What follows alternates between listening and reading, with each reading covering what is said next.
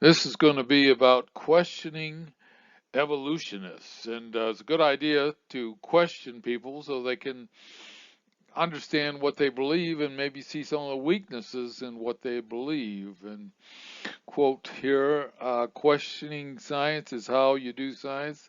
Except for evolution, it's been observed, just not while it's happening. They think evolution is a fact and you can't question it, so we're going to ask questions about evolution tonight. So, why do we do this as Christians?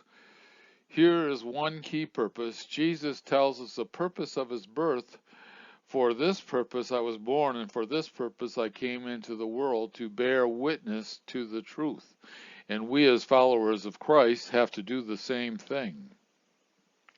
Jesus said to the Father, sanctify them by your truth. Your word is truth. And Jesus believed that the word was truth, and that's what we have to do, verify that the word is true. Here's a quote from J.C. Ryle.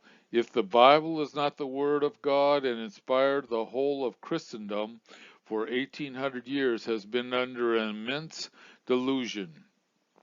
Half the human race has been cheated and deceived, and churches are monuments of folly. If the Bible is the Word of God and inspired, all who refuse to believe it are in fearful danger. They are living on the brink of eternal misery. No man in his sober senses can fail to see that the whole subject demands serious attention. And that's what we do, give serious attention to it.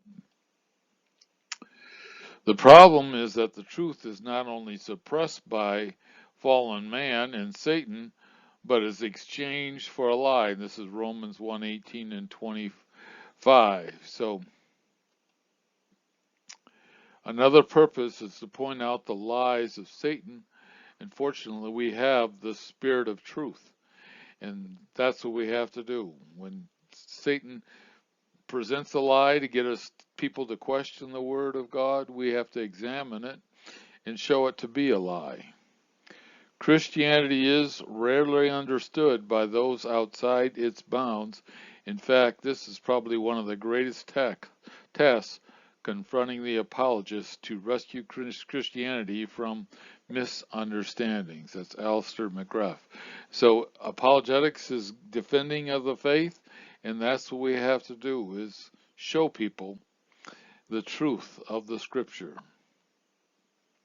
So this means that only two religions actually exist: those who worship the Creator and those that instead worship the creation. That's in Romans 1:25.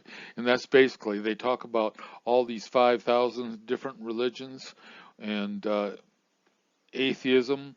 Well, all of them but Christianity believe in the creation is all they are.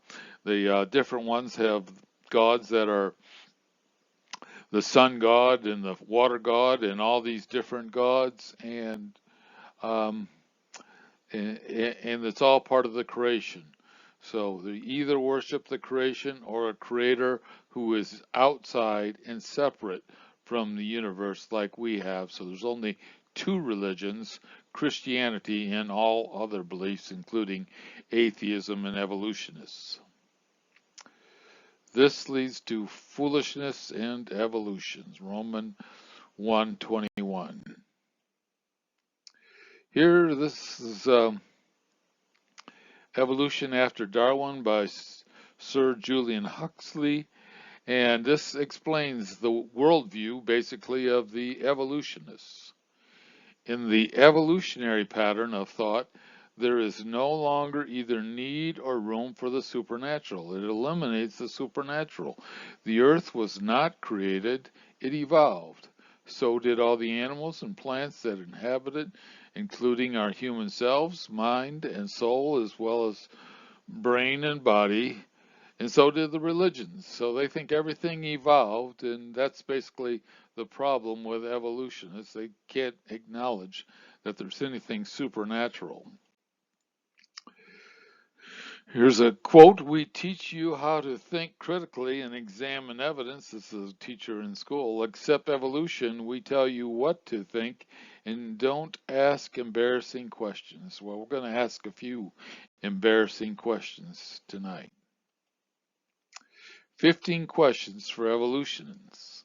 And so these are the different ones that we're going to go through. And the first is, how did life originate? And they say, oh, that's not part of evolution. Well, it's an assumption of evolution. If you think evolution has disproved God, then you have to figure out how life originated. Evolutionist Professor Paul Davies admitted nobody knows how a mixture of lifeless chemicals spontaneously organize themselves into the first living cell.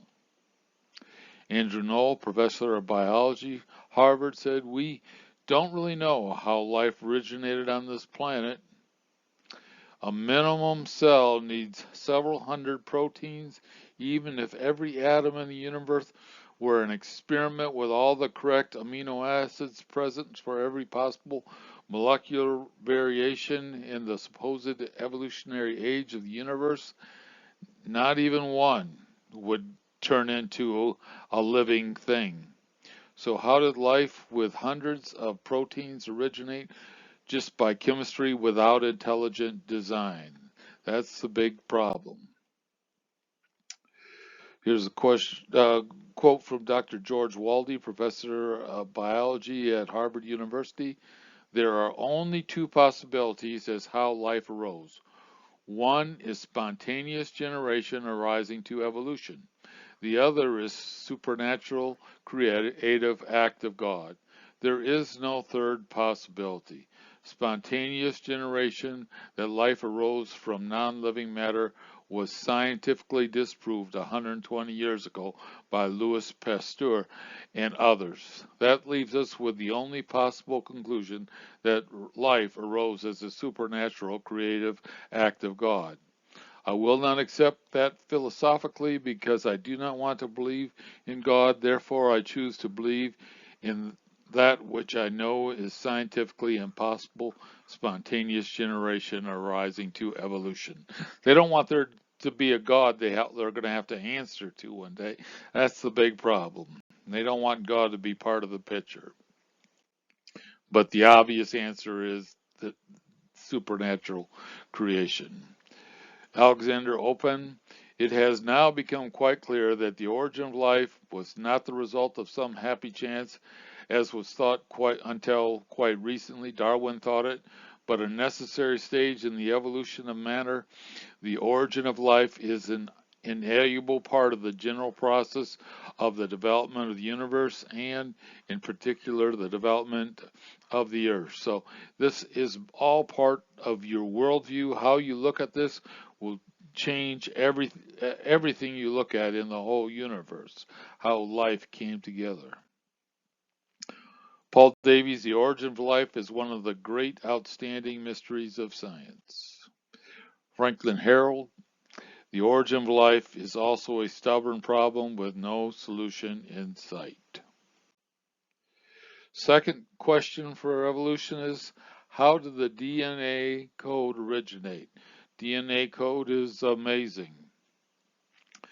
The code is a sophisticated language system with letters and words where the meaning of the words is unrelated to the chemical properties of the letters. Just as the information on this page is not a product of the chemical properties of the ink or pixels on a screen, what other coding system has existed without intelligent design? How did the DNA coding system arise without being created? They don't like to call it a code, they don't like to call it information, but that's what it is. The theory of evolution violates the mathematical probability. The probability of just one DNA arranging itself has been calculated to be 1 in 10 to 119,000.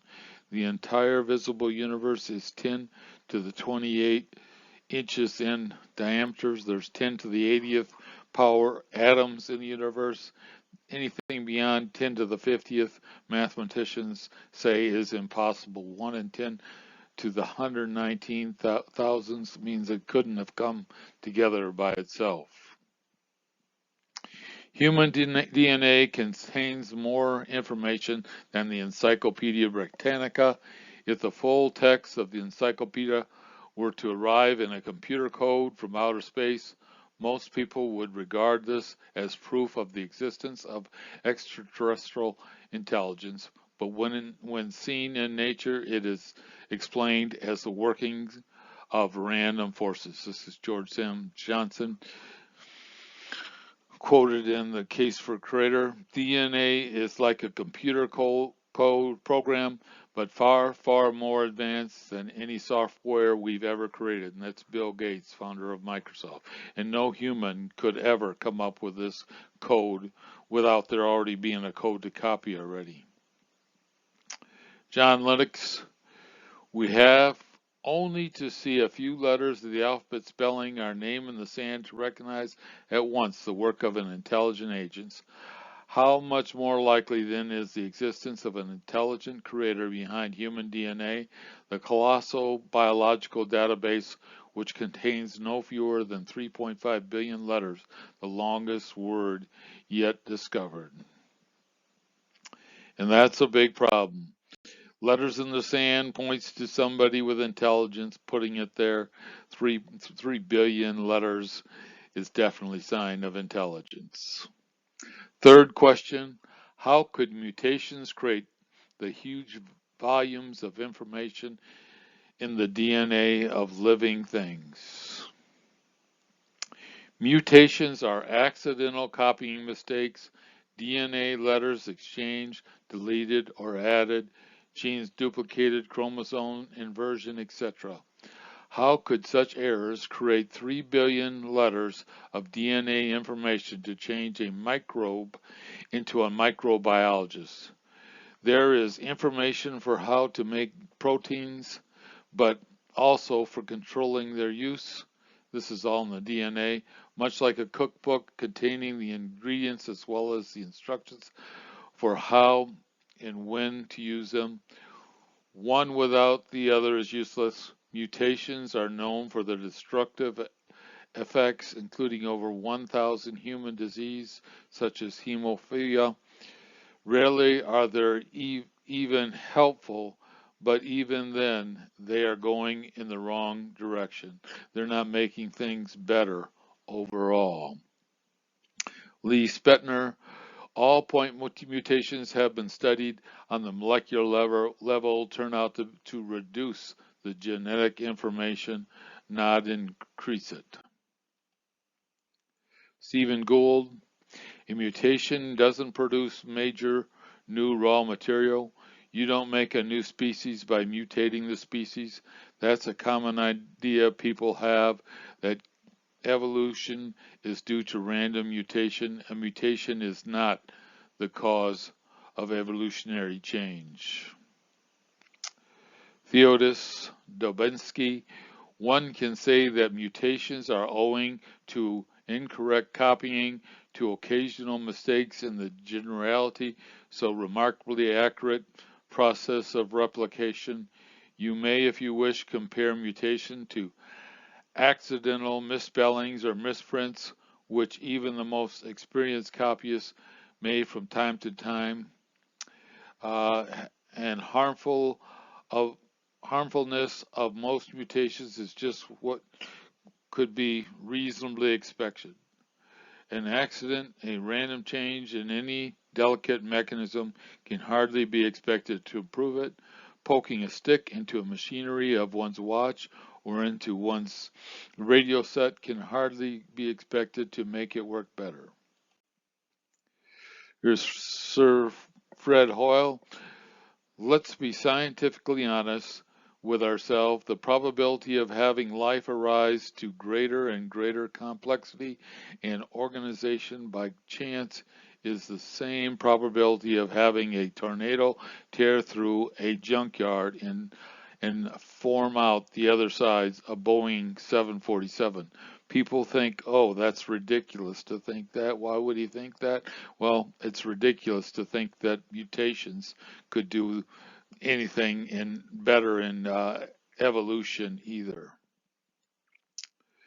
Modern science observes absolutely no upward evolution taking place anywhere. That's the big problem.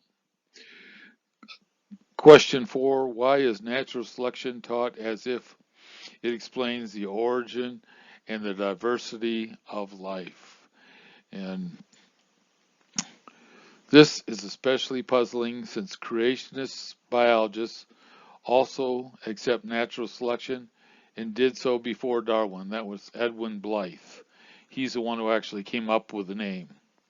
By definition, it is a selective process in selecting from already existing information. So it's not a creative process. It might explain the survival of the fittest, why certain genes benefit creatures in certain environments, but not the arrival of the fittest, where the genes and creatures came from in the first place. The death of the individuals not adapted to an environment and the survival of those who are suited does not explain the origin of the traits that made an organization adapt to an environment.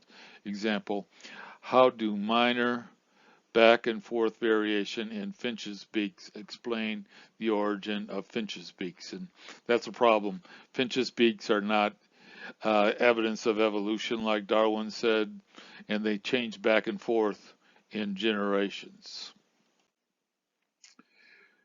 Stephen Talbot, evolution biologists routinely speak of natural selection as if it were an agent, and natural selection becomes rather like an occult power of the pre-scientific age. It becomes one of their gods, basically. And it's like the sea gods that they had before in the other pagan religions, and natural selection is one of their gods. And Darwin was brilliant to make natural selection a sort of godlike term, an expression that could replace God. And that's what they think it does in their mind, is that natural selection has replaced God. Who did it? Created life forms. He made it easy for his contemporaries to think and verbalize Mr. Big Omnipotent God in the sky, picking out those he wants to keep. He has been conceived of as the natural selector, and he throws the others away. And so she says the opposite. This is the thinking of evolution, that this natural selection, God has replaced all the other gods. And you don't need a God anymore because you have natural selection, and natural selection has no power. Robert Laughlin, evolution by natural selection has lately come to function more as an anti-theory called upon to cover up embarrassing experimental shortcomings and legitimate findings that are at best questionable, at worst not even wrong. They're beyond wrong, is what he say, and they say natural selection did it. That's it. The natural selection can't do anything. Here's a fake quote. My idea of evolution by natural selection explaining biodiversity is a made up, unproven, just so story, a fairy tale for adults. Question 5, how did new biochemical pathways originate? And cells are amazing, all these pathways and everything that's going on in the machines. They talk about it here. New pathways and nanomachines require multiple protein enzymes components to work. How did accidental changes, mutations to existing DNA create even one of these components, let alone 10 or 20 or 30 plus at the same time to create the new, useful, functional biochemical pathways and nanomachines needed to make goo-to-you evolution possible? How did a 32 component rotary motor like ATP synapses, which produces the energy currency, ATP of all life, or Keynesian, a postman delivering parcels inside the cell, originate? Evolutionary biologist Franklin Harold wrote, we must concede that there are presently no detailed Darwinian accounts of evolution of any biochemical or cellular system, only a variety of wishful speculation. It's wishful speculation. It isn't real science. In all these things, Darwin thought the cell was super simple, but it's super complex, amazingly complex. Dr. X, from the exquisite molecular machines operating inside every cell up to the whole organism, living things don't just look like ingenious design, they are ingenious design, and they came from an ingenious designer. The theory of evolution suffers from grave defects which are more and more apparent as time advances. It can no longer square with practical scientific knowledge. Dr. A. Feisman. Here's Eldridge Niles. The only competing explanation for the order we see in the biological world is the notion of special creation. And that's what they call it sometimes, special creation, supernatural creation, that there had to be a creator involved. 6, living things look like they were designed, but so how do evolutionists know that they were not designed? And this is a big problem. Richard Dawkins wrote, biology is the study of complicated things that have the appearance of having been designed with a purpose. Francis Crick, biologists must constantly keep in mind that what they see did not design, was not designed, but rather evolved. The problem for evolutionists is that the living things show too much design.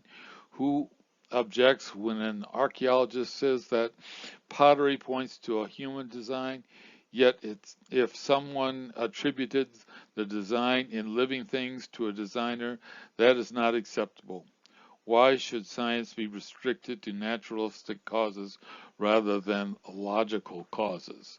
It's bad philosophy that they're using. Paul Davies, there is for me powerful evidence that there is something going on behind it all. It seems as though somebody has fine-tuned nature's numbers to make the universe. The impression of design is overwhelming. Design is in everything. They just have naturalistic assumptions and they can't see the design in anything. And that's what Darwinianism, evolutionism, hear no intelligent design, see no intelligent design, speak no intelligent design. How did multicellular life originate? And they believe that there was simple life originally start. Somehow they came together and formed complex life, bodies with all different types of cells, all reproducing together. How did cells suited to individual survival learn to cooperate and specialize to make nerve, muscles, and blood cells, etc., all the cells in a body, including undergoing self-sacrificing programmed cell death to create complex plants and animals. Here's cells are divided into two major groups, prokaryotes uh, and eukaryotes. And evolution postulates that the prokaryotes evolved into eukaryotes, an enormous gap between the two cell types that could not have been bridged by transitional forms. So you have single cells are real simple, and the multiple cells are big and have all kinds of complex things inside of them and all have specialties that they're good for. Long-term Lewinsky experiment, and this was where they took bacteria and try to get it mutate fast and keep evolving it. And thank you, evolutionists. You have confirmed that bacteria only have the genetic information to produce more activity. Bacteria. And here's a quote. Dr. Lewinsky is now called Dr. Barack's experiments demonstrate that most of the fitness benefits are due to disruption, degradation, or loss of genetic information. In fact, these lab-dependent E. coli could not survive outside their specialized environment. While they may have gained a survival advantage within these unique lab environments, they actually are less fit overall compared to wild E. coli in any other environment. Fitness improvements are not examples of molecular to man evolution. This is because fitness improvements are entirely environmentally dependent. So they these E. coli they did evolve and they survived better inside the lab, but then they couldn't survive outside the lab. So they weren't better overall and they probably weaker overall, but they were able to adapt. And that's probably by design more than anything. And here's a quote about it from Alan Linton, bacteriologist. Throughout the 150 years of the science of bacteriology, there is no evidence that one species of bacteria has changed into another. Since there is no evidence for species change between the simplest form of unicellular life, it is not surprising that there is no evidence for evolution throughout the whole array of the multicellular organization. There just isn't any chance that these single cells evolved into the multicell type cell. How did sexual reproduction originate? This is another big problem. Asexual reproduction gives up to twice as much reproductive success fitness for the same resources as sexual reproduction. So how could the latter ever gain enough advantage to be selected? And how could mere physics and chemistry invent the complementary apparatuses needed at the same time? Non-intelligent process cannot plan for the future coordination of male and female organs. So it was working fine. There's no reason it should be more fit if it got males and females, and somehow it happened. And I think the Bible says, Jesus says God created them male and female at the beginning, and that's the only true explanation for male and female sexuality. Here's the two different types: asexuality, sexuality, and gametes are not produced, and no fertilization, and all these two differences here, and they're just, it could never have happened. Why are the expected countless millions of transitional fossils missing? Darwin noted the problem and it still remains. The evolutionary family tree in textbooks are based on imagination, not fossil evidence. Famous Harvard paleontologist and evolutionist Stephen Jay Gould wrote, "The extreme rarity of transitional forms in the fossil record persists as the trade secret of paleontology." Other evolutionist fossil experts also acknowledge the problem.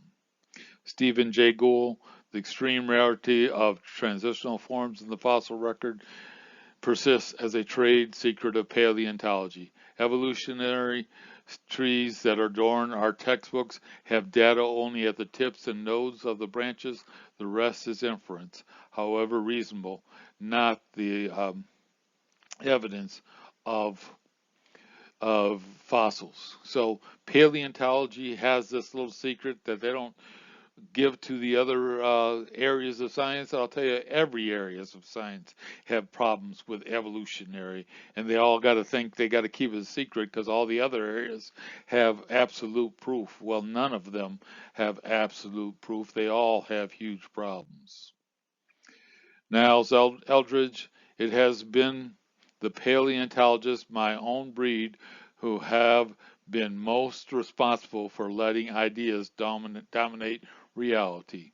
We paleontologists have said that the history of life supports that interpretation, gradual adaptive change, all the while knowing that it does not. And so that's what they're doing. They're spreading a lie to support the religion of evolution. Here's 1,000 fossil seals found, zero transitional forms. Evolutionists say they evolved from a skunk. I say their speculation stinks. So, number 10, how do living fossils remain unchanged over supposed hundreds of millions of years? This is another problem. It's exactly the same today as it was then, and they say, well, that's just how natural selection works. Their natural selection God explains everything. Professor Gould wrote, the maintenance of stability within species must be considered a major evolutionary problem. And why haven't they changed? If there was a transitional form, here it is. Yet the platypus fossils show no change after millions of years. They claim that the platypus is an evolutionary transitional form, but they never evolved from anything else, and they stayed exactly the same over millions and millions of years. Alligator gar, early Cretaceous over 100 million years ago, unchanged and alive today. Sturgeon, 200 million years old fossils, alive today, unchanged. It's a big problem for evolution.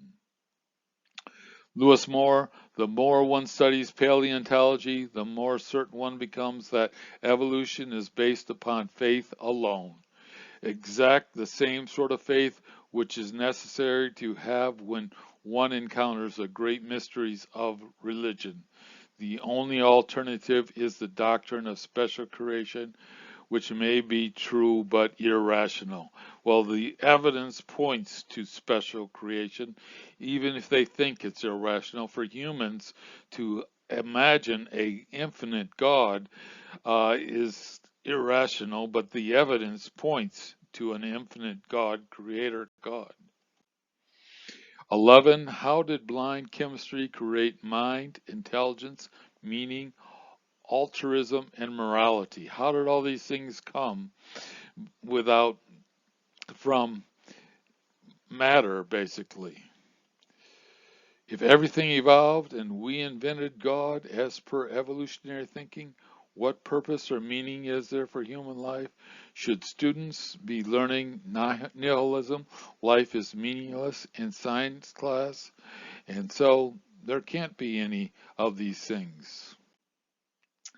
John Lennox says either human intelligence ultimately owes its origin to mindless matter, or there is a creator. It's strange that some people claim that it is their intelligence that leads them to prefer the first to the second. So mindless matter gave them the ability to think, and they don't have the ability to think, so how could they think to come up with that?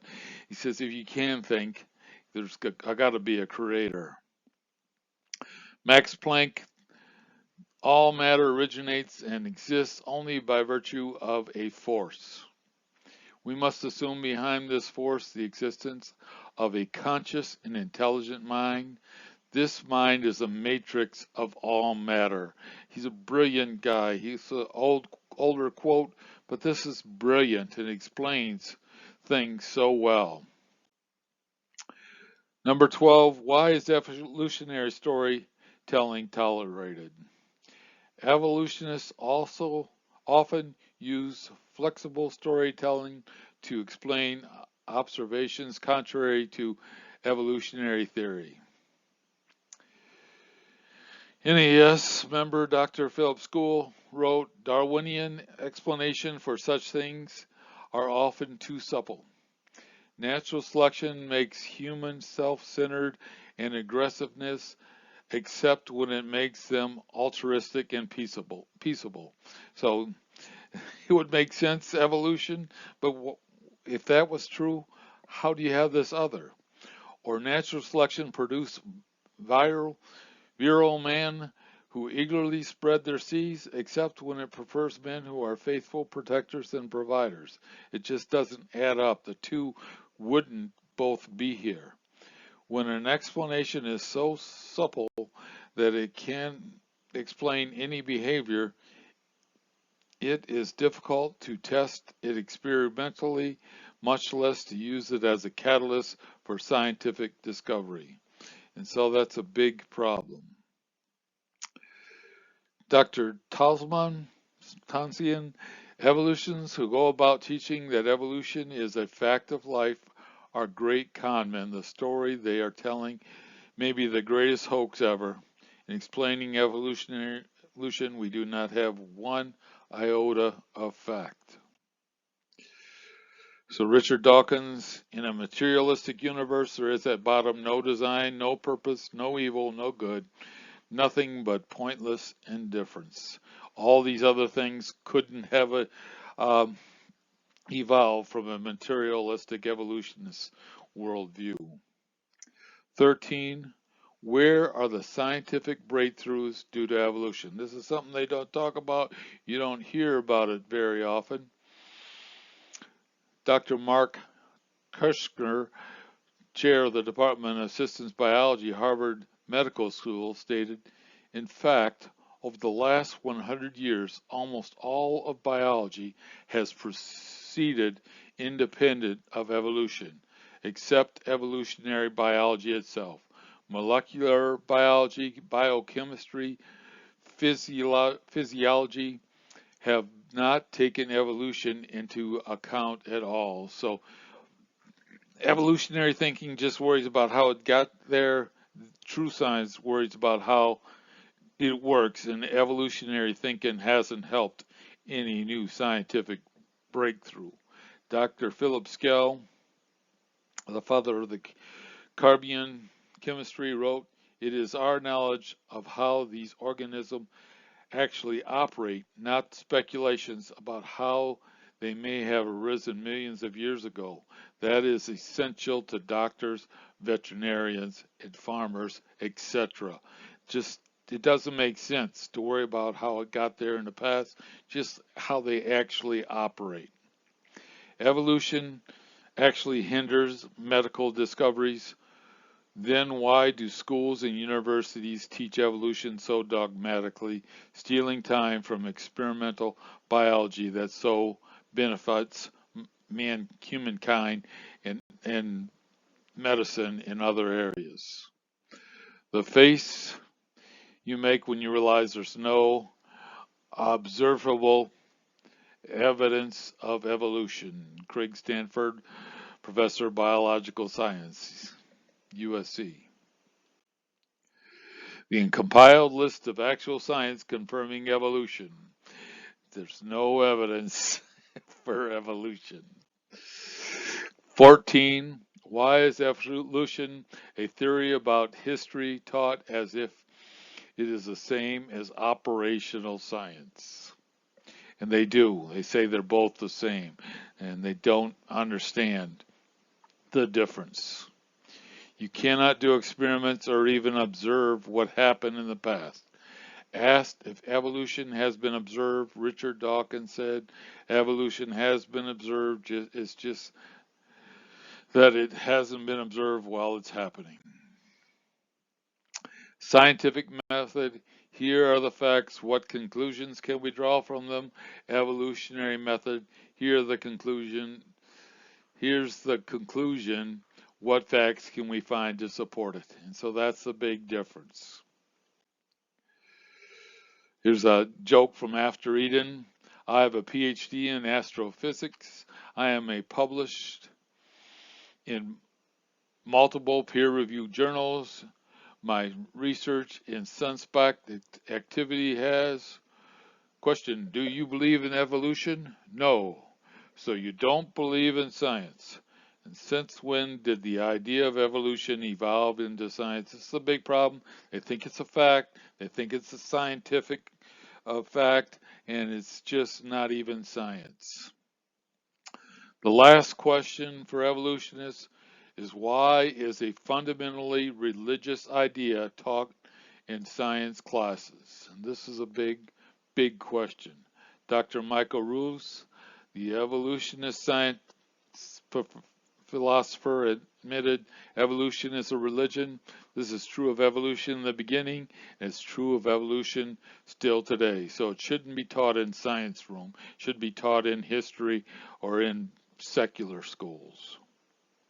If you can't teach religions in science classes, why is evolution taught? Darwin had 0 degrees in science, but he had one degree in theology, so his idea was actually a pagan belief that dates back to Egyptian times. Evolution is basically a religion repackaged by Darwin to look scientific.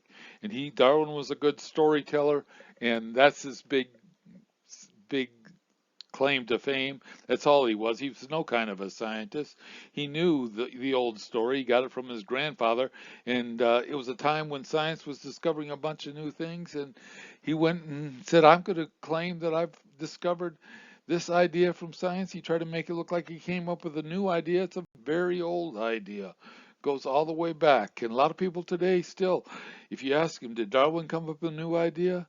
Yeah, he came up with a new idea. Well, you believed his lies. Next time an atheist makes fun of creationism, remind them that evolution evolved from Hindu, Greek, and Egyptian myths. Evolution is not a fact. Evolution doesn't even qualify as a theory or as a hypothesis. It is a metaphysical research program. It is not science. It's not really testable science. Karl Popper. Science have discovered that people will believe anything when you say scientists have discovered it. And that was the big problem with evolution, and that's the big problem still today in the world today. Michael Behe, the theory of undirected evolution is already dead, but the work of science continues. He states the obvious. It's not real science. What if I told you you've been brainwashed and indoctrinated by state schooling in the media into an evolutionary anti-God worldview and epistemology? If you don't accept revelation from God, you're living in a delusional reality, but you're so blinded you don't think to question your materialistic worldview, even like you do God. So this is the big problem. They've been brainwashed.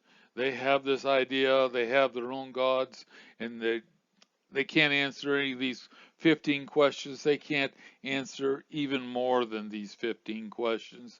And they talk about the God of the gaps, and sometimes there are gods of the gaps. And like when there was the lightning god, and they found out well, lightning just forms from clouds and storm clouds. And so they say, oh, we've cured that gap with science. Well, all these original problems isn't a little gap that they can bridge, hopefully, with science.